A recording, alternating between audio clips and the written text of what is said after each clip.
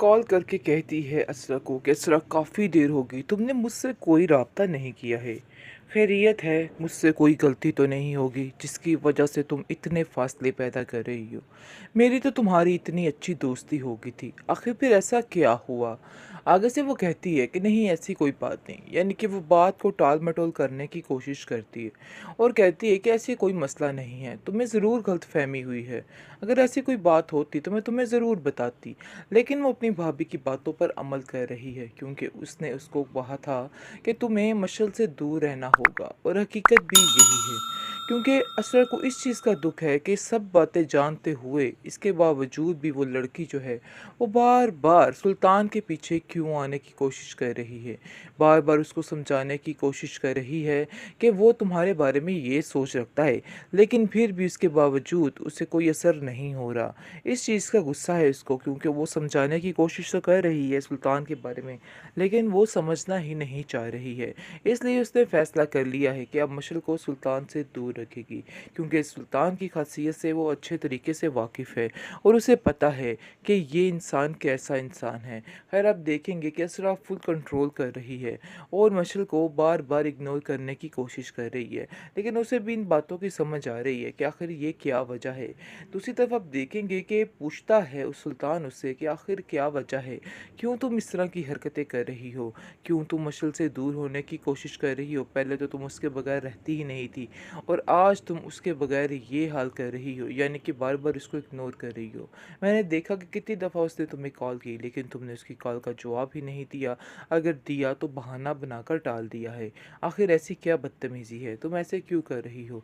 जिस पर वो कहती है कि ये आपका मसला नहीं है, ये मेरा मसला है। आप इन बातों को लेके बिला वजह परेशान मत जो है वो भी एक नंबर का, क्या बोलें उसको, कि क्या इंसान है।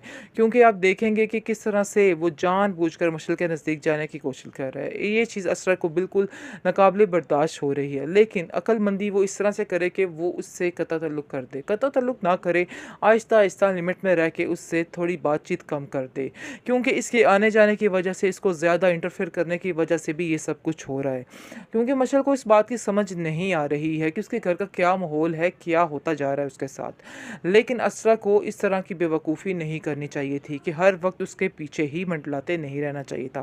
दरअसल असरा को बहुत ज़्यादा सादी तबीयत वाली लड़की दिखाया गया है कि उस बेचारी को किसी बात का कोई पता नहीं चलता है, किसी बात से कोई फ़र्क नहीं पड़ता है। बहुत ही अच्छी संजीदा सी लड़की दिखाई गई है और बताया गया है कि इसलिए इतनी साफ़ नीयत वाली लड़की को बिल्कुल भी टेंशन नहीं होती और इस लड़की के ऊपर ही मुसीबतें आती हैं।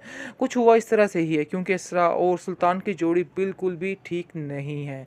सुल्तान जो है जानबूझकर ये सब कुछ कह रहा है। असल में वो जब का उसने ये बातें सुनी हैं, मशल और इसके दरमियान जो गुफ्तगू हो रही थी, इस बात को उसने दिल पर ले लिया है और दिल पर लेने की वजह से ये सब कुछ कर रहा है और चाहता है कि बस अब ये काम जो है वो ख़त्म हो जाए, क्योंकि वो इस चीज़ से बेहद परेशान हो चुका है और सोच रहा है कि बस अब इस लड़की को भी इसकी ज़िंदगी से निकालना होगा।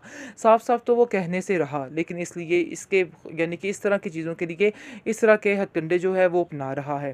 खैर आप देखेंगे किस तरह कहती है कि अगर आपको मसला है मशल से तो मैं उसको छोड़ देती हूँ, उससे बिल्कुल बातचीत नहीं करूँगी। लेकिन वो कहता है कि मैंने तुम्हें कब कहा, बल्कि मैं तो तुम्हें ये कहना चाहता था कि उसके साथ बातचीत ज़्यादा बढ़ाओ, क्योंकि अगर तुम मुझसे ऐसी हो जाओगी फिर हो सकता है तुम्हारे अंदर भी कोई खूबी, कोई तब्दीली आ जाए।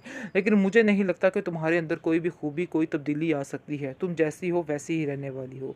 असरा इन सब चीज़ों को सुनकर और ज़्यादा बेचैन और ज़्यादा परेशान होने लग जाती है कि आखिर मैं जो मर्ज़ी कर लूँ, इधर कोई किसी की, यानी कि कोई नेकी नहीं है मेरी, मुझे ऐसे ही ज़लील किया जा रहा है। बेहतरीन ड्रामा सीरियल शिद्दत में आप देखे हैं जी क्या हो रहा है, आखिर ये क्या चक्कर बन गया, कैसे इन्होंने मशाल जैसी इतनी अच्छी लड़की को किस तरह से जलील करने का प्लान कर लिया है। यानी कि ये सब कुछ दिखाने की कोशिश की जा रही है कि आखिर मिसाल भी ठीक लड़की नहीं है, लेकिन ऐसा बिल्कुल भी नहीं है।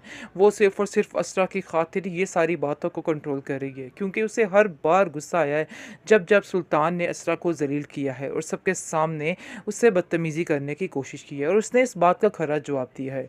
लेकिन अब जाकर असरा को इस चीज़ का अंदाज़ा भी हो रहा है कि काफ़ी ज़्यादा चीज़ें ठीक हो रही थी, लेकिन इसकी वजह से काफ़ी ज़्यादा चीज़ें फिर से ख़राब हो रही हैं।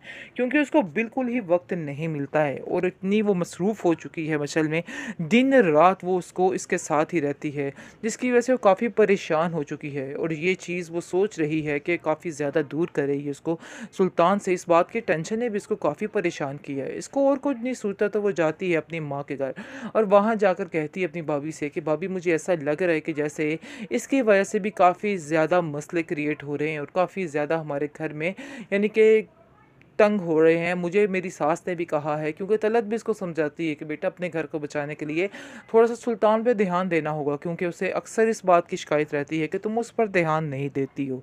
ऐसा हरगिज़ ना करना, अपने घर को अपने हाथों से खुद बर्बाद करने पे क्यों तुली हुई हो? तुम्हें इस लड़की से जान छुड़ानी होगी। रखो ठीक है, लेकिन मैं तुम्हें ये नहीं कहती कि इस मशल से अपनी जान छुड़वा लो। मैं बस तुमसे यही कहना चाहती हूँ कि तुम्हें मशल के साथ एक तरीके के साथ वक़्त गुज़ारना है। क्योंकि जिस तरह तुम उसके ऊपर इतना निछावर हो जाओगी तो फिर हर चीज़ से दूर होकर रह जाओगी, हर चीज़ से कट कर रह जाओगी। वैसे मैं तुमसे जानती हूँ कि तुम पर कभी मैंने किसी चीज़ का बोझ नहीं डाला है, लेकिन ख़ैर सुल्तान का ही इतना बोझ है, किसी और के बोझ की क्या ज़रूरत है उसको, और किसी की बात सुनने की उसमें हिम्मत ही कहाँ रहती होगी। क्योंकि सुल्तान जो है वो भी एक नंबर का, क्या बोलें उसको, कि क्या इंसान है। क्योंकि आप देखेंगे कि किस तरह से वो जानबूझकर मशल के नज़दीक जाने की कोशिश कर रहा है। ये चीज़ असरा को बिल्कुल नाकाबिले बर्दाश्त हो रही है, लेकिन अक्लमंदी वो इस तरह से करे कि वो उससे कता ताल्लुक़ कर दे। कता ताल्लुक़ ना करे, आहिस्ता-आहिस्ता लिमिट में रह के उससे थोड़ी बातचीत कम कर दे। क्योंकि इसके आने-जाने की वजह से, इसको ज़्यादा इंटरफेयर करने की वजह से भी ये सब कुछ हो रहा है। क्योंकि मशल को इस बात की समझ नहीं आ रही है कि उसके घर का क्या माहौल है, क्या होता जा रहा है उसके साथ। लेकिन असरा को इस तरह की बेवकूफ़ी नहीं करनी चाहिए थी कि हर वक़्त उसके पीछे ही मंडलाते नहीं रहना चाहिए था। दरअसल असरा को बहुत ज़्यादा सादी तबीयत वाली लड़की दिखाया गया है कि उस बेचारी को किसी बात का कोई पता नहीं चलता है, किसी बात से कोई फ़र्क नहीं पड़ता है। बहुत ही अच्छी संजीदा सी लड़की दिखाई गई है और बताया गया है कि इसलिए इतनी साफ़ नीयत वाली लड़की को बिल्कुल भी टेंशन नहीं होती और इस लड़की के ऊपर ही मुसीबतें आती हैं। कुछ हुआ इस तरह से ही है, क्योंकि इसरा और सुल्तान की जोड़ी बिल्कुल भी ठीक नहीं है। सुल्तान जो है जानबूझकर ये सब कुछ कह रहा है। असल में वो जब का उसने ये बातें सुनी हैं, मशल और इसके दरमियान जो गुफ्तगू हो रही थी, इस बात को उसने दिल पर ले लिया है और दिल पर लेने की वजह से ये सब कुछ कर रहा है और चाहता है कि बस अब ये काम जो है वो ख़त्म हो जाए। क्योंकि वो इस चीज़ से बेहद परेशान हो चुका है और सोच रहा है कि बस अब इस लड़की को भी इसकी ज़िंदगी से निकालना होगा। साफ-साफ तो वो कहने से रहा, लेकिन इसलिए इसके यानी कि इस तरह की चीज़ों के लिए इस तरह के हथकंडे जो है वो अपना रहा है। खैर आप देखेंगे किस तरह कहती है कि अगर आपको मसला है मशल से तो मैं इसको छोड़ देती हूँ, उससे बिल्कुल बातचीत नहीं करूँगी। लेकिन वो कहता है कि मैंने तुम्हें कब कहा, बल्कि मैं तो तुम्हें ये कहना चाहता था कि उसके साथ बातचीत ज़्यादा बढ़ाओ। क्योंकि अगर तुम मुझसे ऐसी हो जाओगी फिर हो सकता है तुम्हारे अंदर भी कोई खूबी, कोई तब्दीली आ जाए। लेकिन मुझे नहीं लगता कि तुम्हारे अंदर कोई भी खूबी, कोई तब्दीली आ सकती है। तुम जैसी हो वैसी ही रहने वाली हो। असरा इन सब चीज़ों को सुनकर और ज़्यादा बेचैन और ज़्यादा परेशान होने लग जाती है कि आखिर मैं जो मर्ज़ी कर लूँ, इधर कोई किसी की यानी कि कोई नेकी नहीं है मेरी। मुझे ऐसे ही ज़लील किया जा रहा है।